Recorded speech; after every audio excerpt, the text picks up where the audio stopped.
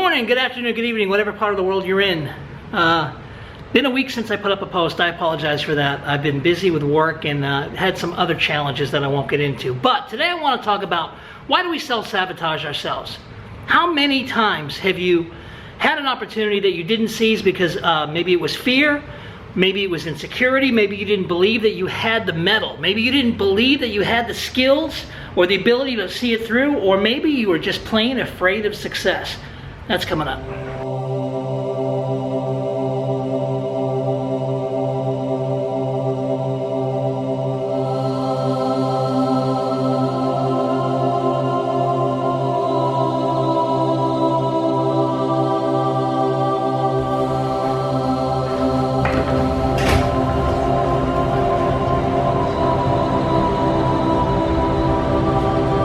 Tom Chaffer's in the house. Woo!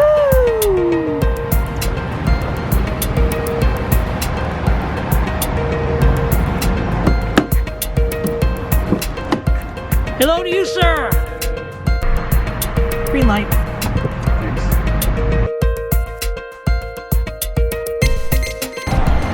All right, me and the Chaffer man are gonna get some really healthy, low-fat burgers, right? Yeah. All right, we going around the front? Sure.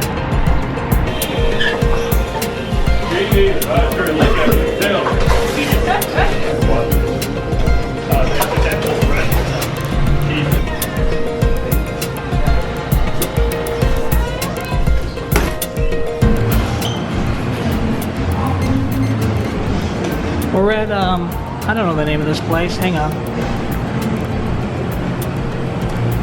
Pezzettino Italian Deli Market. They got good coffee here. It's a cool atmosphere. I haven't been here since last summer when Danny and I came. We met my friend Melissa, who was coming through Kansas City on a road trip. That was fun. Anyway, we had some amazing Mexican. Now we're gonna get some coffee. Have you ever let fear keep you from moving forward? Have you ever let doubt, self-doubt, keep you from taking action? Have you ever recoiled? Have you ever backed up when you knew that you should press in?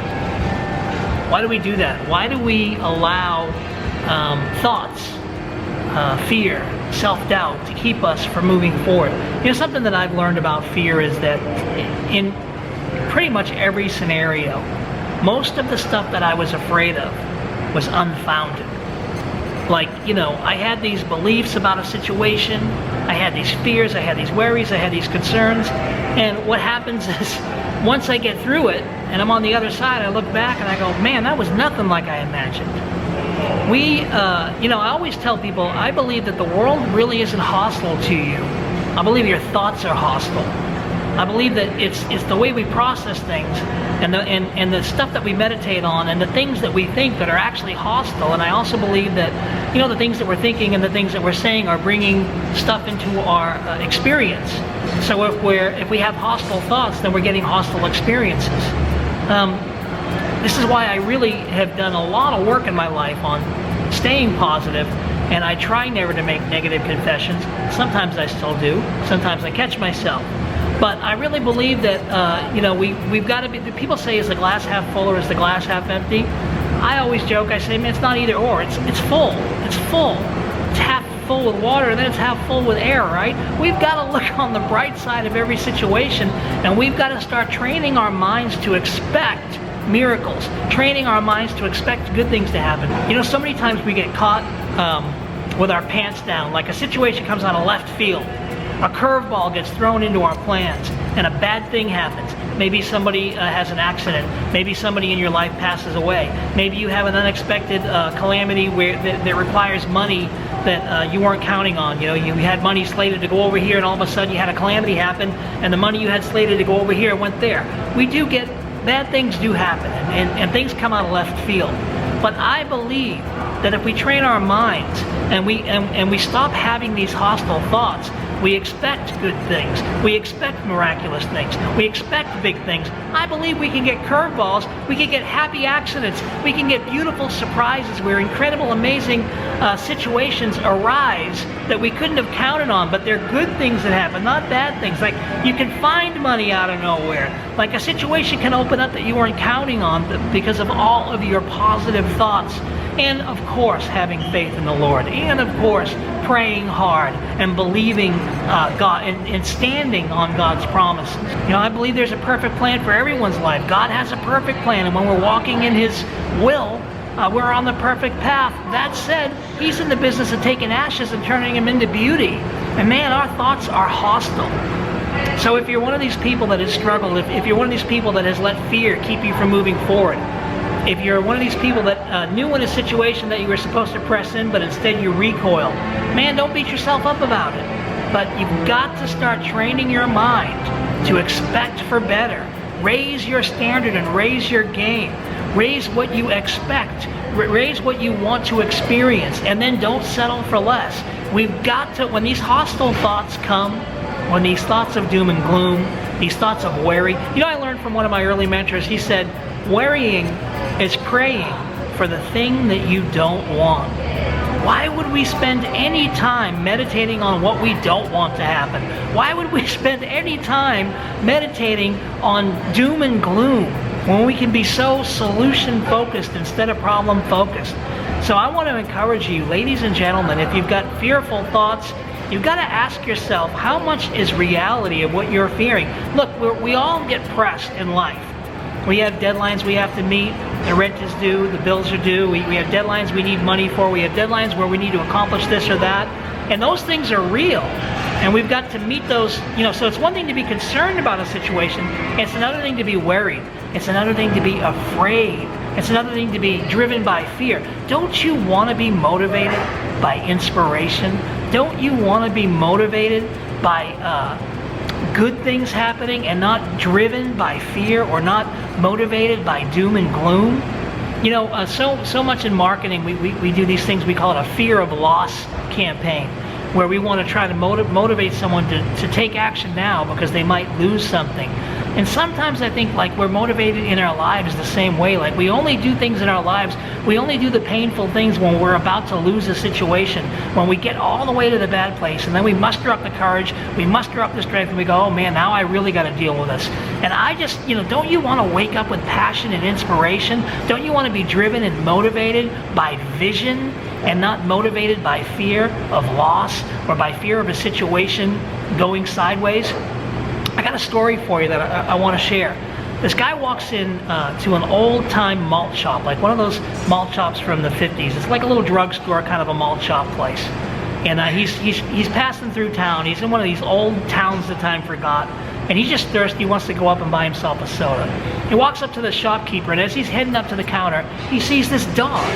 This dog is lying on the hardwood floors, that, you know, the 40, 50-year-old hardwood floors over in the corner. And the dog is just groaning, you know, and yowling. And he looks at this old dog and he's like, why is that dog yowling? What's the deal? What's going on with that dog? He walks up to the owner and he says, hey, what's going on with your dog? Why is he yowling over there? And the shopkeeper says, oh, you know, that's old Blue.